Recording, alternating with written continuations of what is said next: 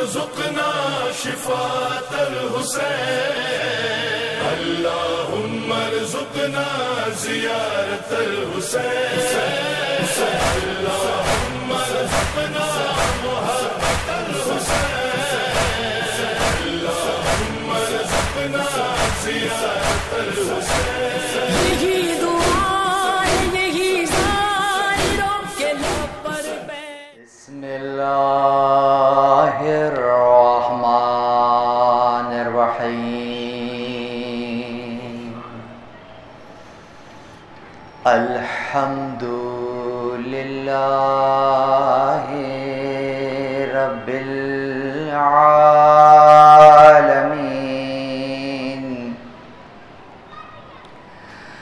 الحمد للہ الذی دلع لسان الصباح بالنطق تبلج وسرى قطع الليل المظلم بغياهب تلجلج واتقنا صنع الفلك الدوار في مقادير تبرج وشعشع ضياء الشمس بنور تعجج الذي دل على ذاته بذاته وتنزه عن مجانسة مخلوقاته وجل عن ملائمته كيفياته الذي قرب من خطرات الظنون وبعد عن لحظات العيون وعلم بما كان قبل أن يكون ثم الصلاة والسلام وتحية والإكرام على رسول الثقلين رحمة للمشرقين والمغربين جد الحسن والحسين سيدنا ومولانا وبالقاسم محمد اللهم صل على محمد وآل محمد وأهل بيته الطيبين الطاهرين المعصومين المظلومين المنتجبين الذين أذهب الله عنهم الرجس وطهرهم تطهيرا اللهم صل على محمد وآل محمد ولعنة الله على أعدائهم من يوم عداوتهم إلى قيام يوم الدين أما بعد قال الله سبحانه وتعالى في محكم كتابه المجيد وفرقانه الحميد بسم الله الرحمن الرحيم الله الذي خلق السماوات والأرض وما بینہما فی ستۃ ایام ثم استوى علی العرش ما لکم من دونہ من ولی ولا شفیع افلا تتذکرون۔ درود پڑھیں محمد و آل محمد پر۔ صلی اللہ الحمد للہ الذی جعلنا من المتمسکین بالقرآن الکریم وبولایت امیر المؤمنین وأئمة المعصومین علیہم السلام۔ اللہم صل علی محمد وآل محمد وعجل فرجہم۔ تمام تر تعریفیں خدا وحدہ لا شریک کے لیے، درود اور سلام محمد اور اہل بیت محمد علیہ السلام کی ذوات مقدسہ پر حمد ہے، اس خدا کی کہ جس نے ہمیں اور آپ کو قرآن کریم ولایت امیر المؤمنین اور دیگر ائمہ علیہم السلام کی ولایت سے متمسک کیا۔ عزیزان گرامی قدر، خمسہ مجالس کی آج یہ دوسری مجلس ہے، اور جو عنوان ان مجالس کا قرار پایا ہے وہ حقیقت ولایت ہے، اور جس آیت کے سائے میں یہ گفتگو جاری و ساری ہے اور انشاءاللہ کسی نہ کسی مقام تک پہنچے گی، وہ سورہ مبارکہ سجدہ کی چوتھے نمبر کی آیت ہے۔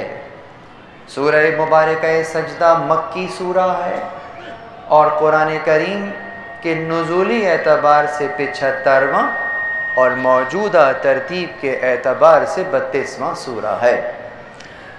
سورہ کے اندر مطالب خود یہ بیان کر رہے ہیں کہ یہ مکی سورہ ہے۔ آیت میں جس حقیقت کا بیان ہوا وہ اس انداز سے کہ اللہ الذی خلق السماوات والارض وما بینہما فی ستۃ ایام ثم استوى علی العرش ما لکم من دونہ من ولی ولا شفیع افلا تتذکرون۔ اللہ کون؟ اللہ وہ اللہ کہ جس نے خلق کیا سماوات کو اور زمین کو اور جو کچھ ان کے درمیان میں ہے 6 دنوں میں، پھر اس کے بعد عرش پر استوا کیا۔ نہیں ہے تمہارے پاس اس کو چھوڑ کر کوئی ولی اور کوئی شفیع۔ کیا تم تفکر اور تدبر نہیں کرتے؟ یہ آیت کا مزاج ہے۔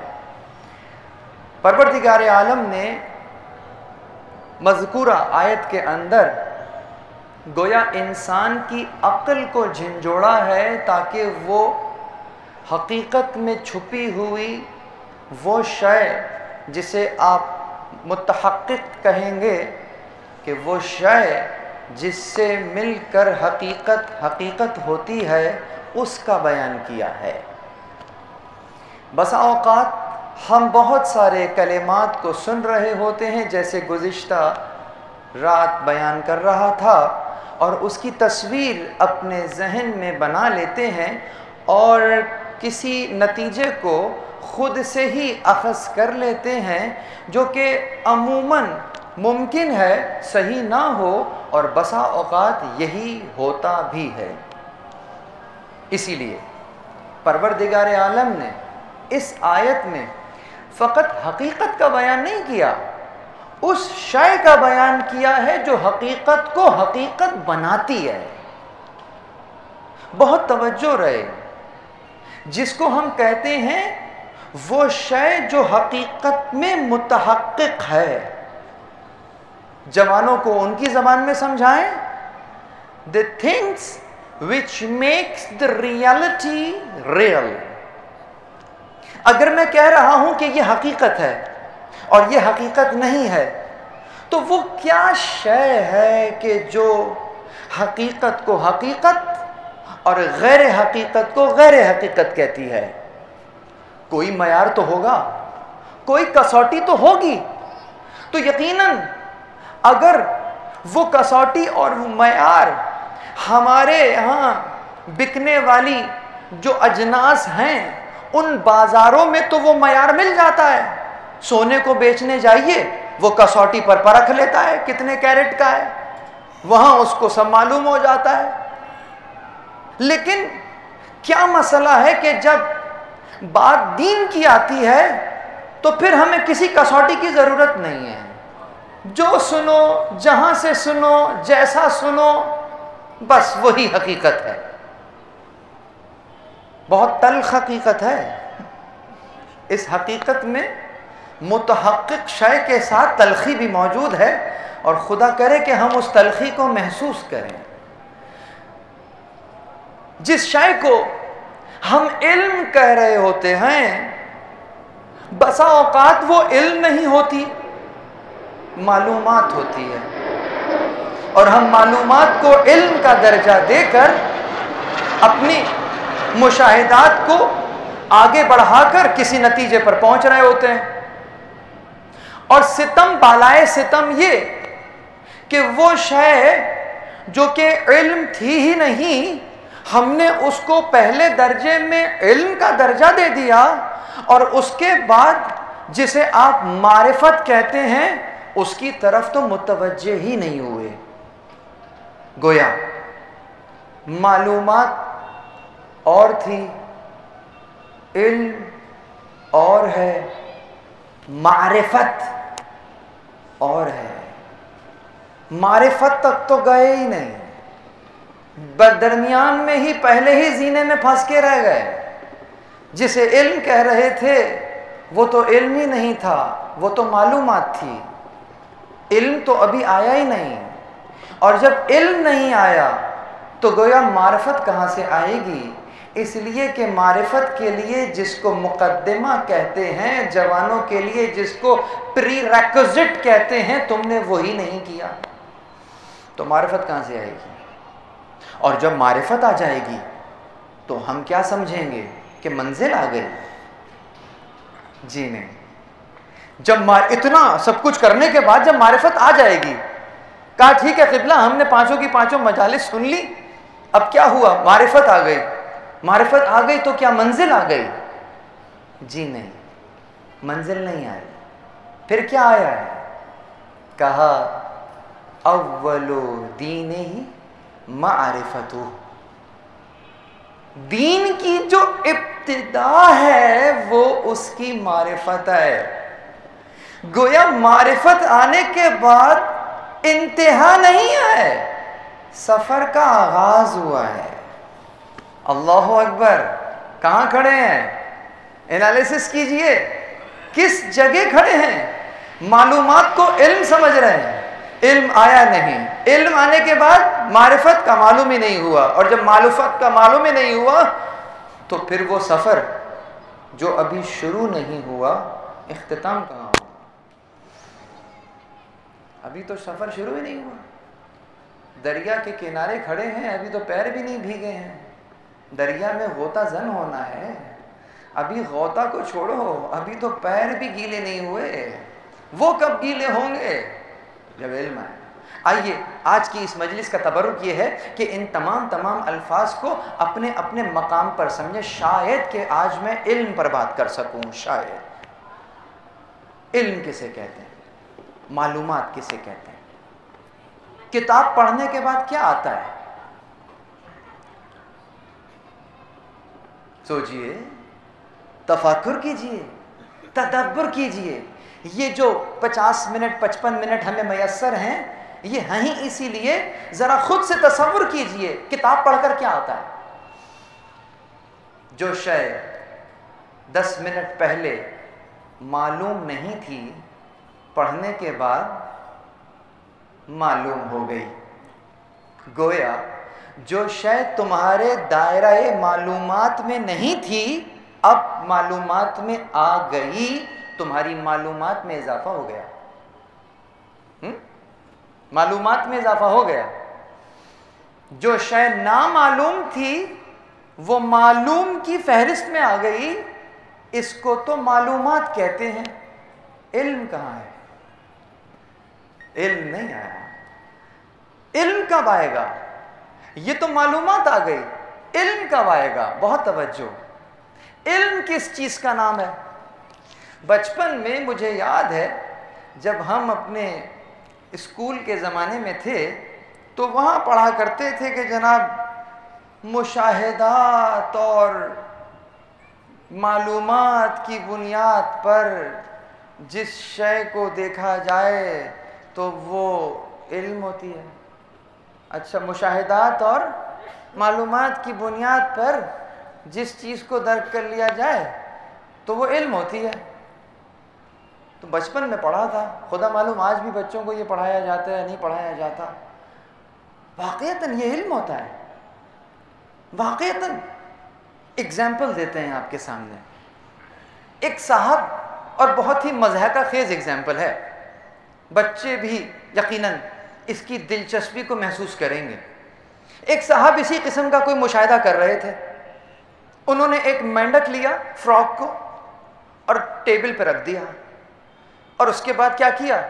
ٹیبل پر ایک ہاتھ مارا، فراک اچھل کر تھوڑا آگے چلا گیا۔ مشاہدہ کر رہے ہیں۔ اس کے بعد انہوں نے کیا ستم کیا؟ فراک کی ایک ٹانگ کاٹ دی، پھر ٹیبل پہ ہاتھ مارا۔ اب فراک اچھلا تو لیکن اتنا نہیں اچھل سکا جتنا پہلے اچھلا تھا۔ مشاہدہ کر رہے ہیں، تجربہ کر رہے ہیں، اور بہت ہی خونی تجربہ۔ دوسری ٹانگ بھی کاٹ دی۔ جب دوسری ٹانگ بھی کاٹ چکے، پھر ٹیبل پہ ہاتھ مارا، اب فراک وہیں کا وہیں۔ مشاہدہ ہو گیا، کر لیا تجربہ۔ اب انہوں نے اپنا وہ پیڈ نکالا اور نتیجہ لکھا۔ کیا نتیجہ لکھا؟ کہ اگر مینڈک کی دونوں ٹانگیں کاٹ دو تو وہ بہرا ہو جاتا ہے۔ یہ کیا ہوا؟ اب کیا کہیں گے؟ علم آ گیا اس کو۔ تجربات اور مشاہدات کی روح سے جس چیز پر پہنچ گیا، یہ علم ہے۔ وہ شے کون سی شے ہے جو اس پورے پروسیس کو جج کرے گی کہ جس نتیجے پہ پہنچے ہو وہ صحیح بھی ہے یا نہیں؟ وہ ٹول کون سا ٹول ہے کہ جس سے تم کسی حقیقت میں جو شے متحقق ہے اس کو دیکھ کر پہچان لو گے؟ وہ شے کہاں سے آئے گی؟ تو آؤ اب علم کی ڈیفینیشن کو دوبارہ سے پڑھنے کی ضرورت ہے۔ اور یہاں ثقافت اسلامی نے علم کی وہ تعریف جو موجود ہے صدیوں سے، لیکن سائنٹسٹ پہنچتا ہی نہیں وہیں۔ علم کی ڈیفینیشن ثقافت اسلامی نے کیا کی؟ کہا العلم ادراک الشیء بحقیقتہ۔ علم کسے کہتے ہیں؟ کہا علم ایک ایسے ادراک کا نام ہے جو کسی شے کے بارے میں ایسے ہو جیسی وہ ہے، بے حقیقت ہی۔ اس ہی کی ضمیر کی گہرائی کتنی ہے جو اس شے کی گہرائی ہے، اس سے جج کر لیتے ہیں۔ اس کو کہتے ہیں حقیقت ہی، یعنی جیسی وہ شے ہے اس کو ویسے تصور کرنا، یہ علم کہلائے گا۔ ادراک الشیء، العلم ادراک الشیء بحقیقتہ۔ علم کیا ہے؟ کسی شے کا ادراک جیسی وہ ہے، اس کو کہتے ہیں علم۔ اللہ اکبر۔ اس کے کچھ مراتب ہیں، اس کے کچھ مراحل ہیں، اس کے کچھ ارکان ہیں۔ مثلا علم کسی ایسے تجزیے اور تصور کا نام ہے کہ جس کا اطلاق عالم خارج میں موجود کسی حقیقت سے عبارت ہو۔ میں نے عمدن وہی الفاظ استعمال کیے جو ادبی الفاظ ہیں، تاکہ باب العلم سے متمسک لوگ جب کسی شے کو بیان کریں تو سنتے ہی سامنے والا سمجھ جائے علی والے معلوم ہوتے ہو، جو بات کر رہے ہو یہ علی کے در کے علاوہ سننے میں نہیں آئی۔ تو کیا کہا؟ ایسا تصور اور ایسا قضیہ کہ جس کا اطلاق خارج میں، اب یہ خارج کیا ہے اور باطن کیا ہے؟ آئیے پھر ایگزامپل سے سمجھا لیتے ہیں۔ یہ ابھی تھوڑی دیر پہلے جو ایگزامپل دی تھی ذہنوں میں ہے؟ یہ بتائیے کہ جو خارج میں یعنی ٹیبل پر ایک تصور ان کے ذہن میں تھا فراق کا، اور فراق کی پراپرٹیز ان کے ذہن میں تھیں، اور وہ ذہن میں یہ تھی کہ ٹانگیں کاٹ دو تو بہرا ہو جاتا ہے، یہ وہ قضیہ تھا جو تصور ہے جو ذہن میں ہے کہیں، یہ باطن میں ہے، اور ایک حقیقت وہ ہے جو ٹیبل پر بیچارہ پڑا ہوا ہے، یہ حقیقت ہے۔ تو یہ بتاؤ کہ جو اس کے ذہن میں تصور آیا ہے یہ خارج کی اس حقیقت سے مماثلت رکھتا ہے؟ نہیں رکھتا۔ اس کا مطلب چونکہ مماثلت نہیں رکھتا، آپ کہہ سکتے ہو کہ تمہارے ذہن میں قضیہ تو ہے، ہائپوتھیسس تو ہے، لیکن حقیقت نہیں ہے، حقیقت کو تم نے چھوڑ دیا۔ تو اس کا مطلب اگر کوئی اپنے تصور اور ذہن میں کوئی تقدس بناتا ہے اور کوئی خیال بناتا ہے لیکن وہ خارج میں موجود نہیں ہوتا، دھوکہ کھا جاتا ہے۔ اگر کوئی دین پر عمل تو کر رہا ہے، دیندار ہے، بہت دیندار ہے، لیکن دین شناس نہیں ہے، یہ صفین کے اندر جب نیزوں پر قرآن دیکھتا ہے دھوکہ کھا جاتا ہے۔ اس کا مطلب اسے معلومات تو تھی، اسے قرآن کے بارے میں معلومات تھی، لیکن قرآن کا علم نہیں تھا۔ اگر قرآن کا علم ہوتا تو آج یہ قرآن ناطق کی طرف رجوع کرتا، جو یہ کہہ رہا تھا کہ نیزوں پر تو چھال ہے، نیزوں پر تو کپڑا ہے، قرآن کی حقیقت تو یہ ہے۔ تم نے اصل قرآن کو چھوڑ دیا اور لکڑی اور کپڑے اور کھال کے اوپر لکھی ہوئی عبارت کو، وہ جو بولتا قرآن تھا، کس وجہ سے؟ اس لیے کہ تمہیں علم نہیں تھا۔ اگر علم ہوتا تو تم اس شے میں چھپی حقیقت کو جان لیتے، روح قرآن کو درک کرتے۔ تو حقیقت ولایت تک پہنچنے کے لیے پہلے خود حقیقت کو سمجھنے کی ضرورت ہے کہ حقیقت کو حقیقت کیوں کہتے ہیں۔ جب سمجھ میں آ جائے گا تو ولایت خود بخود سمجھ میں آئے گی۔ حقیقت پر تو سمجھو، حقیقت کو حقیقت کیوں کہہ رہے ہیں، حقیقت میں وہ کیا شے ہے، وہ کون سا ایسنس ہے اس ریالٹی کے اندر which makes this reality real، جو اس ریالٹی کو ریئل بنا رہا ہے، جو ورچوئل اور ریئل میں فرق کر رہا ہے۔ دکھنے میں بالکل صحیح ہے لیکن نظر کا دھوکہ ہے، نظر کا دھوکہ۔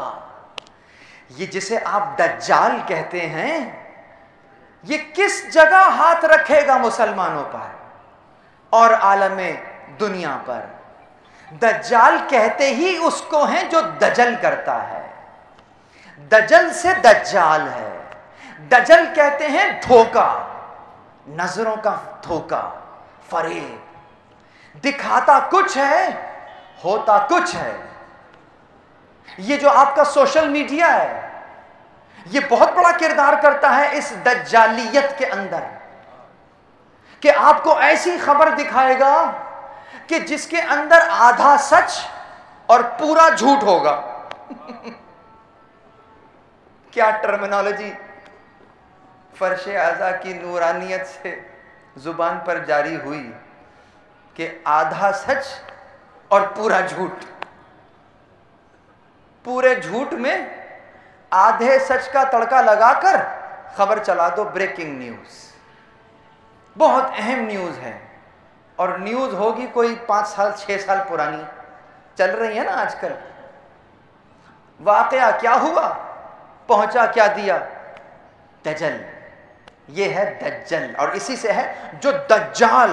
یہ تو مبالغے کا صیغہ ہے, مطلب بہت زیادہ دھوکہ دینے والا, اتنا دھوکہ دینے والا انسان کو پتہ ہی نہ چلے.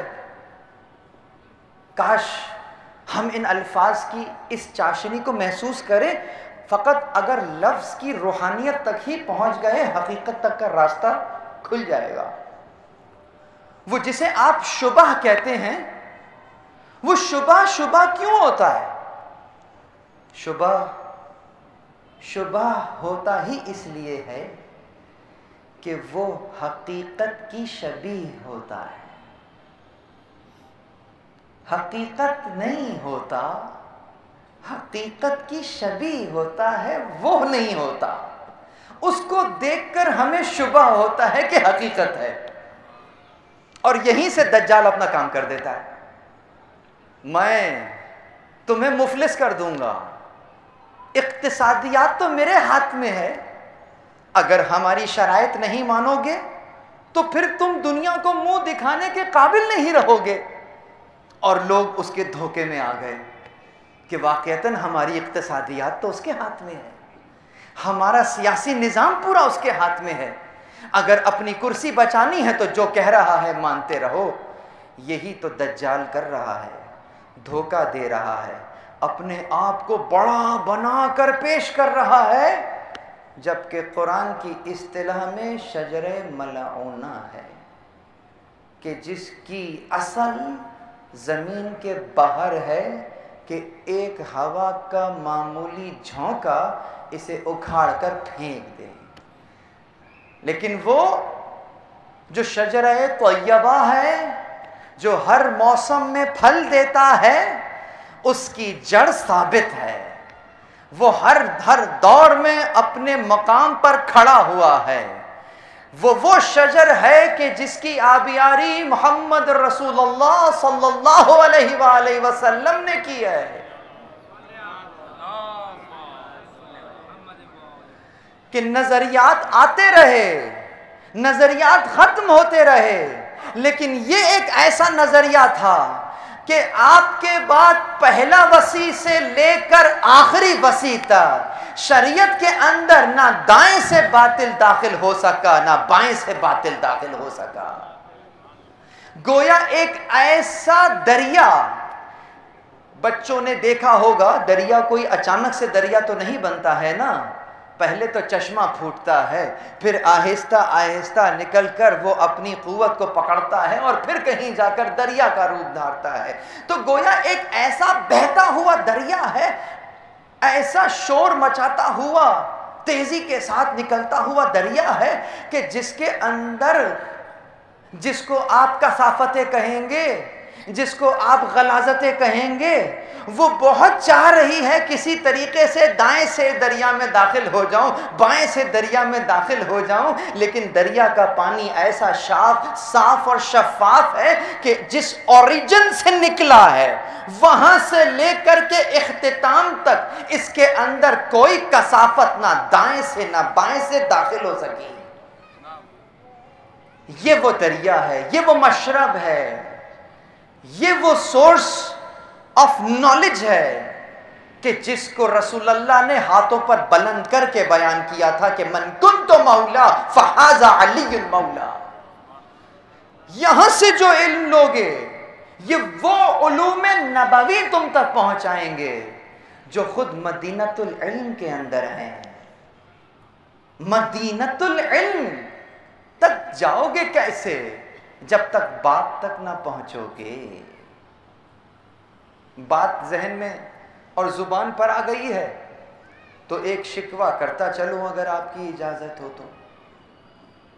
بہت مظلوم حدیث ہے یہ, انا مدینۃ العلم وعلی بابها, میں علم کا شہر ہوں اور علی اس کا دروازہ ہیں. یہ حدیث اتنی مظلوم ہے کہ ستم مورچے کے باہر تو ہوا ہی ہوا, مورچے کے اندر بھی ستم ہو گیا. مورچے کے باہر ستم یہ ہوا کہ سننے والا سمجھا کہ رسول اللہ کسی مکان کی بات کر رہے ہیں، اسی لیے مدینہ کو مکان تصور کرتے ہوئے اس کی بنیادیں بھی آ گئیں، اس کی دیواریں بھی آ گئیں، اس کی چھت بھی آ گئی، اس کا پرنالہ بھی آ گیا۔ سننے والا سمجھا کہ کسی مکان کی بات ہو رہی ہے۔ جب مکان تصور کیا تو ذہن میں جو مکان آیا اس مکان کی چھت بھی آ گئی۔ ذرا غور سے سنیے، رسول اللہ نے بیت کی بات نہیں مدینہ کی بات کی تھی جس کی چھت نہیں ہوتی، لیکن کیا کہنے تصور کا کہ مدینہ کی چھت بھی ذہن میں آ گئی، ایسا مکان ذہن میں آیا۔ ستم کی انتہا۔ یہ تو مورچے سے باہر کی کہانی ہے، آئیے اب مورچے کے اندر آ جاتے ہیں، یا یوں کہیے کہ یہ تو محلے کے باہر کی کہانی ہے۔ اب آئیے ذرا محلے میں آ جائیں، یہاں کیا ہوا؟ ادھر بھی ستم ہوتا دکھ گیا۔ یہ کیا ہوا؟ سننے والا سمجھا کہ رسول اللہ کسی دکان کی بات کر رہے ہیں۔ انا مدینۃ العلم وعلی بابھا، میں علم کا شہر ہوں، علی اس کا دروازہ ہے۔ جب آپ کسی دکان پر جاتے ہیں تو دکان کے کاؤنٹر پر جا کر واپس ہو جاتے ہیں، دکان میں داخل تو نہیں ہوتے ہیں۔ رسول اللہ فرما رہے ہیں میں علم کا شہر ہوں، علی دروازہ ہے۔ یہ بتلاؤ اس حدیث میں غایت کیا ہے، ریکوائرمنٹ کیا ہے؟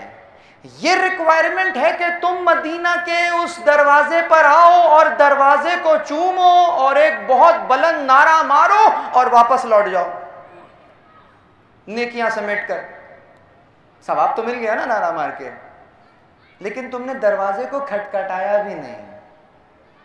تم دروازہ کھٹکھٹاتے تو دروازہ کھلتا، جب دروازہ کھل جاتا تو دروازہ کھولا کیوں جاتا ہے؟ تاکہ شہر میں داخل ہو جاؤ۔ انا مدینۃ العلم، میں ہوں علم کا شہر، چاہتا ہوں کہ تم اس شہر کے اندر آ جاؤ، لیکن اس جگہ آنے کے لیے دروازہ علی ہے۔ دروازے پہ رک نہ جانا، مدینے میں بھی آ جانا۔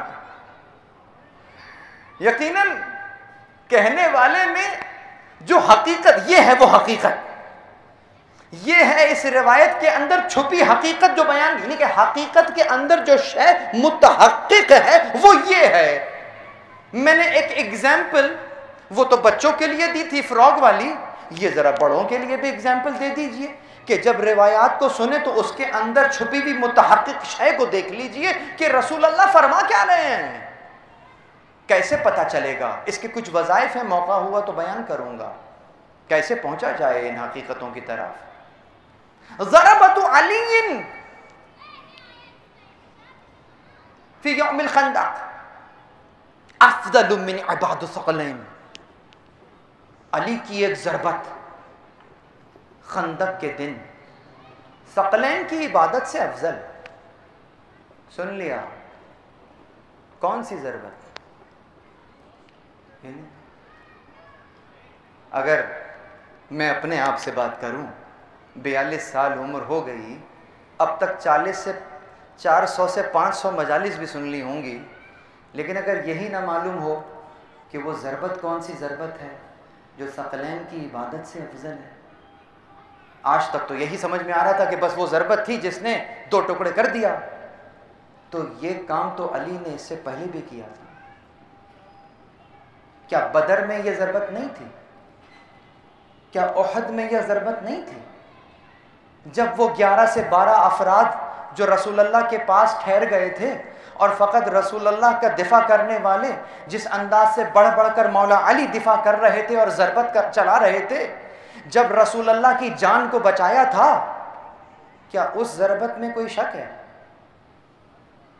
سوال، کیا خندق میں کوئی پہلے دن مولا نے تلوار چلائی ہے؟ کیا اس کے بعد آپ نے تلوار نہیں چلائی؟ خندق میں کیا ہوا؟ فی یوم الخندق خندق کے دن کی جو ضربت تھی ثقلین کی عبادت سے افضل. کیا راز ہے اس حقیقت کے پیچھے چھپا ہوا؟ کبھی معلوم کیا؟ نہیں کیا. دروازہ ہی نہیں کھٹکھٹایا.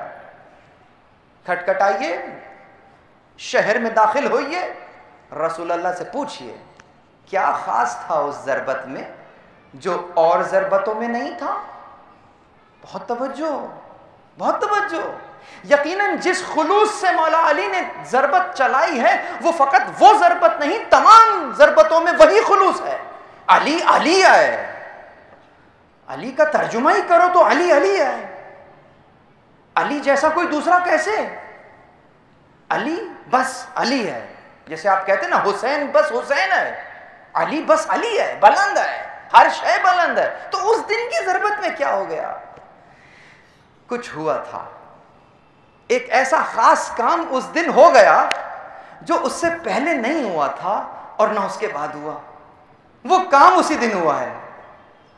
وہ موقع اس دن امت نے دیکھا، ایک ایسا واقعہ رونما ہوا کہ جس کو دیکھ کر عقلیں دنگ رہ گئیں اور پھر کوئی ضربت چلی. یہ ضربت کون سی ضربت ہے؟ میں نے بہت کریوسٹی کریٹ کر دی ہے. اب تو سوچ رہے ہوں گے کہ کیا ضربت ہے، کیا ہوا؟ اب آئیے سنیے. علی کی تمام جنگوں کو سامنے رکھیے گا، مولا متقیان کی تمام جنگوں کی تمام ضربتوں کو سامنے رکھیے گا.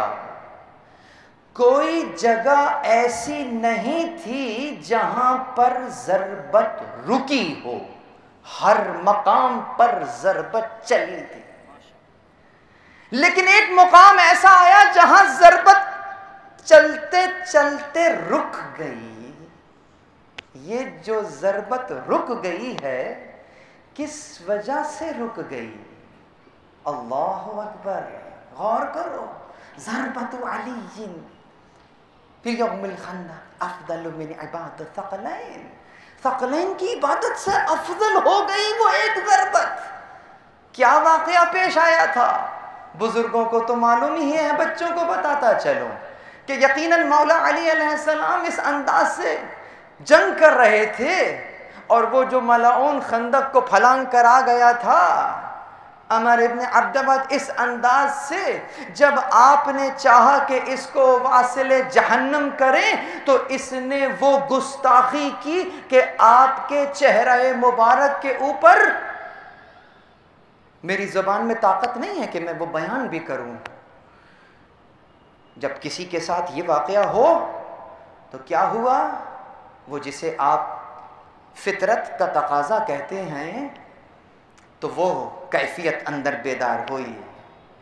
تو وہ جو بالکل زیر ہو چکا تھا اس وقت اس کو مار سکتے ہیں، نہیں مارا، اٹھ گئے اور دیکھا مسلمانوں نے کہ علی چکر لگا رہے ہیں، ٹہل رہے ہیں اور اس کے بعد پھر دوبارہ حملہ کرتے ہیں. جب پوچھا گیا تو کیا کہا تھا؟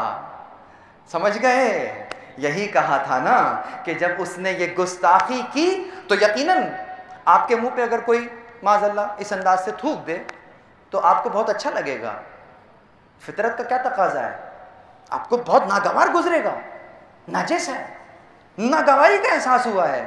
اس ناگواری کے احساس میں اگر ضربت چل جاتی تو ضربت میں آپ کی اپنی ناگواری بھی شامل ہو جاتی. علی کی ضربت اس کے لیے نہیں ہے، علی کی ضربت خالص خدا کے لیے ہے. اگر اب ضربت چلتی تو اس میں آپ کا اپنا نفس بھی شامل ہو جاتا. علی جو کام کر رہے ہیں وہ خدا کے لیے کر رہے ہیں، اپنی ذات کے لیے نہیں کر رہے. جس کو مارا اس کو اپنے لیے نہیں مارا، خدا کے لیے مارا. جس کو چھوڑ دیا اس کو اپنے لیے نہیں چھوڑا، خدا کے لیے چھوڑ دیا. یہ وہ ضربت تھی جو باہر نہیں اندر لگی، یعنی وہ شے جو ابھار رہی تھی اس شے کو روک دیا علی نے. اور جب رسول اللہ نے اس کیفیت کا مشاہدہ کیا، اے حضرت انسان یہ جو ضربت ہے یقیناً اگر تو اس ضربت کو سمجھ جائے ثقلین کی عبادت سے افضل ہو جائے گی. درود پڑھیں محمد والے محمد پر.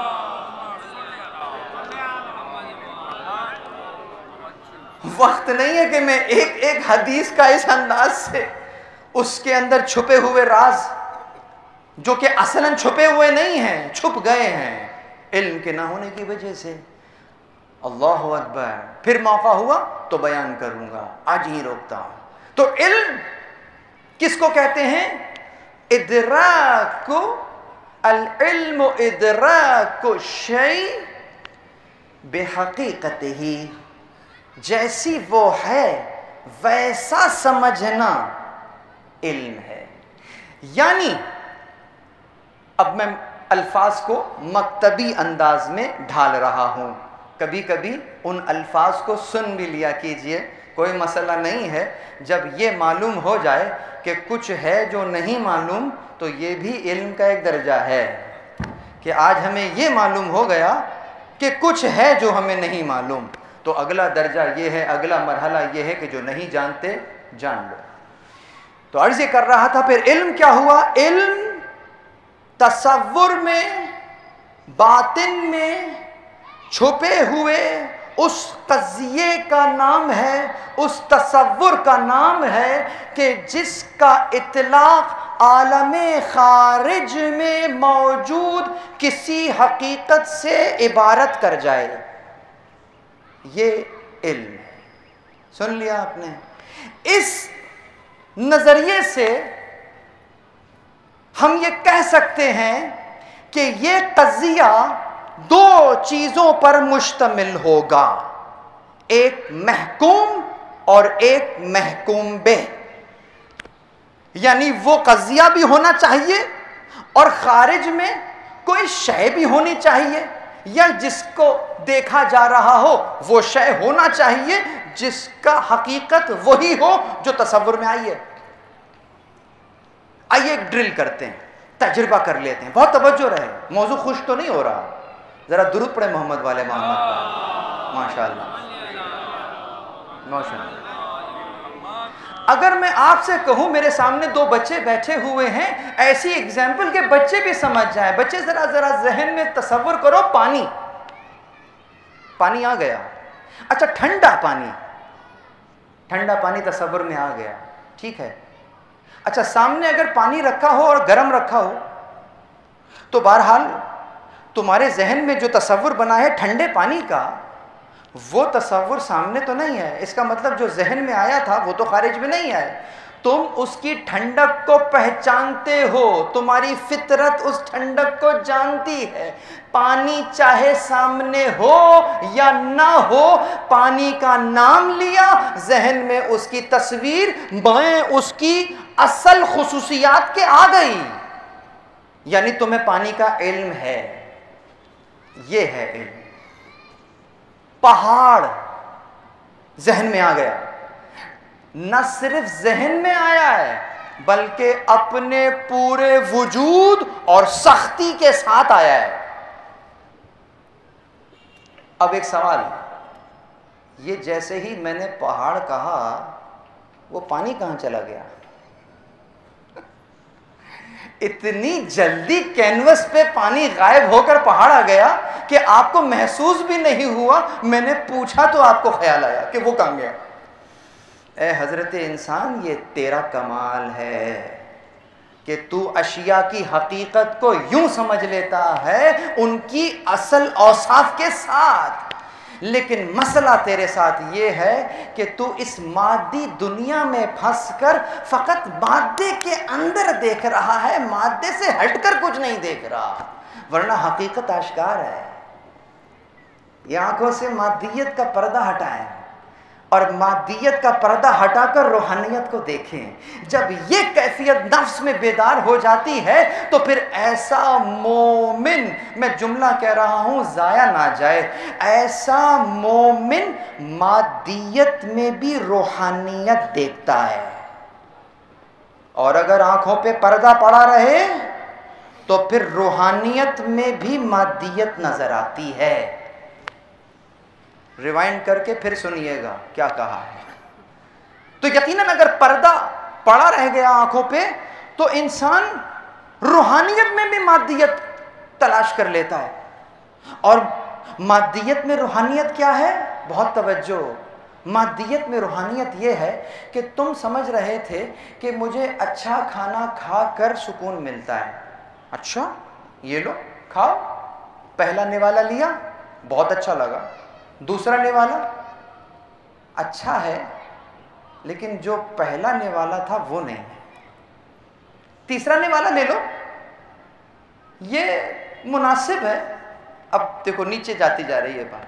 اور جب آخر میں کچھ بچ گیا تو یہ تو صرف پلیٹ کو صاف کرنے کے لیے کھایا ہے. کوئی مرغوب سے مرغوب غذا لے لو, اس کا انجام یہ ہے جو تمہاری ٹیبل پر انجام ہے.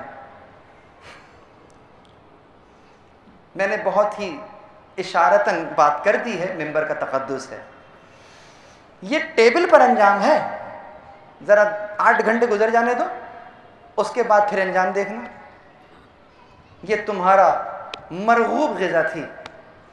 یہ جس دنیا میں تم بیٹھے ہوئے ہو, اس دنیا میں سب سے میٹھی شیریں غذا کون سی ہے؟ مثال دیتے ہو, یہ تو اس کی طرح میٹھی ہے. کیا ہے؟ شہد. سب سے اچھا لباس جو سمجھا جاتا ہے وہ کون سا ہے؟ ریشم. ریشمی لباس ہے. اچھا, اور جو سب سے اچھی فریگرنس ہے وہ کون سی ہے؟ مشک. آواز آئی. اور مشک و عنبر. یہ ہماری دنیا کی لگژریز ہیں. This is what we call luxurious things in our world. کیا ہے یہ؟ کہا شہد, ریشم, سلک, اور وہ مشک اور عنبر. آؤ ذرا اس کی حقیقت کو دیکھو. آؤ ذرا تھوڑی دیر کے لیے دیکھو. میں یہ نہیں کہہ رہا ہوں خدا نہ خواستہ, لیکن سمجھو ذرا, لباس کو ایک طرف کرو, حقیقت کو دیکھو. وہ جسے تم میٹھی غذا کہہ رہے تھے, ایک مکھی کا وہ الٹی ہے, وہ قے ہے جو وہ کرتی ہے. اور وہ جسے آپ نرم غذا, وہ جو آپ کا لباس تھا جس کو آپ لگژریس کہہ رہے تھے, ایک کیڑے کا لعاب ہے جو وہ اپنے منہ سے نکالتا ہے. مشک وہ ایک جانور کی ناف سے نکلتا ہوا مادہ. اور عنبر کسے کہتے ہیں؟ یقین کریں ممبر کا تقدس ہے کہ میں بیان بھی نہیں کر سکتا کہ عنبر کسے کہتے ہیں. جاؤ آج جا کر ڈکشنری میں عنبر کو دیکھنا کہ عنبر ہوتا کیا ہے, جسے انسان خوشبو کے طور پر فخر سے لگاتا ہے. اللہ اکبر. بیان نہیں کر سکتا. یہ ہے دنیا کی لگژری. تو یہ تمہاری دنیا, یہ اس کی لگژری. اللہ اکبر. ہم تمہیں کیا دینا چاہ رہے ہیں اور تم کیا اپنے لیے پسند کر رہے ہو. تو اسی لیے جسے میں کہہ رہا تھا کہ جو تمہاری محبوب غذا ہے, میں سمجھ رہا تھا کہ اس غذا کو میں کھاؤں گا تو مجھے آرام آئے گا. کس نے تمہیں کہا ہے کہ اس طریقے سے تمہیں آرام آئے گا؟ اگر چاہتے ہو تمہیں آرام آئے تو جو غذا تم کھا رہے ہو ذرا دوسرے کو وہ غذا کھلا کر دیکھو. یہ جو آرام اور سکون تمہیں آئے گا, جو کسی بھوکے کو کھانا کھلا کر جو سکون تمہیں آئے گا, یہ سکون تمہیں وہ کھانا کھا کر نہیں آئے گا. اب سمجھ میں آیا کہ پروردگار عالم نے ہماری ان چھوٹی چھوٹی ضرورتوں کو رکھا ہے کس لیے؟ تمہارے ہاتھ میں پرچہ تھمایا ہے, ایگزامینیشن ہال میں ہو, امتحان دے رہے ہو, تمہیں ہم نے غذا دے دی ہے, تمہیں غذا دے کر آزما رہے ہیں. کسی کو غذا نہیں دی ہے اس کو غذا نہ دے کر آزما رہے ہیں. کمرہ امتحان میں دونوں ہیں, امتحان دونوں کا ہو رہا ہے اور اس پر اس کے درجے کا تعین ہو رہا ہے کہ تم کس درجے میں رکھے جاؤ گے. اللہ اکبر. یہ ہے اس دنیا کی حقیقت, یہ ہے ان اشیاء کی حقیقت کہ اصلاً دی کس لیے گئی ہیں. عزیزوں یہاں تک میں نے علم کی بات کر ڈالی ہے, وقت نہیں ہے, فقط اشارہ کروں گا اور تفصیل میں انشاءاللہ بعد میں جاؤں گا کہ اس طرح پہنچنے کے بعد ہم علم کو ان ارکان پر دیکھتے ہیں کہ وہ کون سے عناصر ہیں جس پر اس قسم کے قضیے کا انحصار ہوتا ہے. اس حقیقت تک پہنچنے کے لیے ہمیں وہ کون کون سے فینامنا، وہ کون کون سے کمپوننٹس ہیں جن کو ذہن میں رکھنا ہوگا. اس میں سب سے پہلا عنصر ناظر کا ہوتا ہے. کس کا؟ ناظر، جو دیکھ رہا ہے، جو اشیاء کو دیکھ رہا ہے، اس کو کہتے ہیں ناظر. یہ کون ہوگا؟ یہ یقیناً اس وقت میں اشرف المخلوقات سے مخاطب ہوں. یہ اشرف المخلوقات ہوگا جو دیگر مخلوقات کو نظر کر رہا ہوگا، دیکھ رہا ہوگا. یہ ناظر ہے پہلا عنصر. دوسرا عنصر ہوگا منظور. منظور کون ہوگا؟ منظور وہ جس کو دیکھا جا رہا ہوگا. ناظر جو دیکھ رہا ہے، منظور جس کو دیکھا جا رہا ہوگا. یہ کیا ہو سکتا ہے؟ یہ اس عالم میں کوئی بھی شے ہو سکتی ہے، کوئی بھی حقیقت ہو سکتی ہے. حسی حقیقت بھی ہو سکتی ہے، غیر حسی حقیقت بھی ہو سکتی ہے. حسی، the things which you can touch, which you can feel, is tangible things. اور غیر حسی وہ چیز which you cannot touch, which you cannot feel physically, but logically, but virtually. دیکھ سکتے ہو، سمجھ سکتے ہو، دیکھ نہیں، ہاتھ نہیں لگا سکتے، ٹچ نہیں کر سکتے، لیکن اس کی حقیقت سے انکار نہیں ہے. مثلا اگر کوئی صاحب چیلنج کریں تو ہم ان سے پوچھیں کہ قبلہ یہ بتائیے کہ آپ میں عقل ہے؟ کہاں ہے؟ دکھاؤ. بھائی تم نے یہی کہا ہے نا، سائنس کہتی ہے جس کو ٹچ کر سکتے ہیں، فیل کر سکتے ہیں، وہ چیز ہے، اور جو نہیں ہے وہ نہیں ہے. عقل ہے؟ کہاں ہے؟ دکھاؤ. نہیں دکھا سکتے. جب نہیں دکھا سکتے تو پھر نتیجہ نکال لیں کہ عقل ہے ہی نہیں. تمام سائنٹسٹ بے عقل ہیں. کیا کہو گے؟ وہ کہو گے عقل تو ہے لیکن لیب میں نہیں دکھائی جا سکتی. تو بس اس کا مطلب کچھ حقیقتیں ایسی ہیں کہ جن کو لیب میں نہیں دیکھا جا سکتا. تو یقین کر لو فرشتہ بھی وہی حقیقت ہے جس کو لیب میں نہیں دیکھ سکتے. اور جس ذات واحد کی ہم بات کر رہے ہیں وہ تو ایسی حقیقت ہے، ایسی پوشیدہ حقیقت ہے کہ جس کو نہ صرف یہ کہ دیکھا نہیں جا سکتا بلکہ ایسی غیر حسی حقیقت ہے کہ اگر علم کے دائرے میں بھی لانا چاہو تو دائرہ علم میں بھی نہیں آ سکتی. حقیقت ایسی ہے، اس لیے کہ ایسی حقیقت ہے کہ اگر دائرہ علم میں آ گئی تو وہ جو علم کی ڈیفینیشن تھی کہ العلم ادراک الشیء بحقیقت ہی، کسی شے کو ایسا جان لینا جیسا وہ ہے. ارے تم مخلوق ہو، وہ خالق ہے. مخلوق کی اتنی طاقت نہیں ہے کہ وہ اپنے خالق کو ایسے جان لے جیسا وہ ہے. اسی لیے مومن جب اس کی حمد کرتا ہے تو وہ کہتا ہے الحمدللہ الحمدللہ کما ہوا اہلہ. اس کی حمد ہے ایسی جس کا وہ اہل ہے. وہ کون سی حمد ہے جس کا وہ اہل ہے؟ کہا یہی تو معلوم نہیں ہے کہ وہ حمد کون سی ہے، لیکن اتنا معلوم ہے کہ بس جیسا وہ ہے اس کی ویسی حمد. کہنے کے اعتبار سے کہہ لیجئے تھیوری ہے، نظریہ ہے، پریکٹیکل نہیں کر سکتے. اس حقیقت کو اس طرح نہیں دیکھ سکتے. مولا سے کسی نے پوچھا مولا یہ خدا کی صفت ہے، میں یہ سمجھاؤں اس صفت سے. مولا نے کہا کچھ نہیں سمجھے. تو کچھ نہیں سمجھا. کہا ابھی تو میں نے بیان نہیں کیا کہ جو میں نے کیا کہا. اس لیے کہ جو تو کہہ رہا ہے کہ میں سمجھ گیا ہوں تو وہ خدا ہی کیا جو تیری سمجھ میں آ گیا. جب تیری سمجھ میں آ گیا اس کا مطلب یہ ہے کہ تو نے اس کا احاطہ کر لیا. وہ ذات جو کہ لامحدود ہے تیری محدود عقل میں آ کیسے گئی؟ لامحدود کو سمجھنے کے لیے تو کوئی لامحدود چاہیے. لامحدود کو محدود کیسے سمجھے گا؟ اب مسئلہ یہ ہے کہ لامحدود کو سمجھنے کے لیے اگر لامحدود چاہیے تو وہ جو دوسرا لامحدود اس کے مقابلے پر آئے گا تو مجھے عقلاً بتاؤ کہ اگر دو لامحدود ہوں گے تو کیا واقعتاً دونوں پر لامحدود ہونے کا اطلاق ہوگا؟ جب تم کہہ رہے ہو یہ بھی لامحدود یہ بھی لامحدود، تو جب تم نے دوسرے کی بات کی تو پہلے کی حد تو وہیں کر دی۔ یہ فلسفہ ہے، سمجھیے یہ معرفت ہے، یہ صفات کو سمجھنا ہے، یہ ہے علم۔ بس آج یہیں تک رکھتے ہیں۔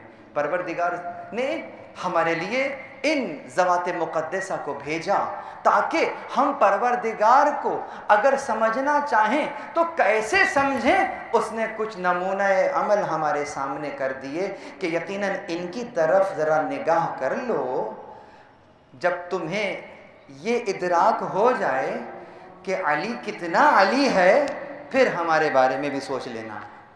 جب تمہیں یہی نہیں معلوم چلے گا کہ یہ خدا کی مخلوق ہیں، مخلوق ہوتے ہوئے ان کا کمال کہاں ہے ہم درک نہیں کر سک رہے، تو جو ان کا بھی خالق ہے وہ پروردگار کون ہوگا؟